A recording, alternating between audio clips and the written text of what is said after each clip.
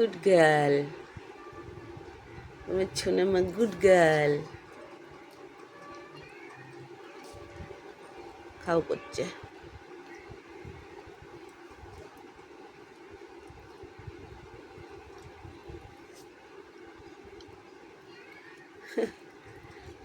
আমার ঘরে যতগুলো বাচ্চা ছিল সব কটাকে খাইয়ে দিতে হতো।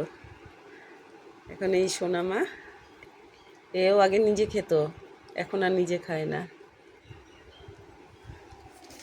এই যে ওর সব দাদা দিদিরা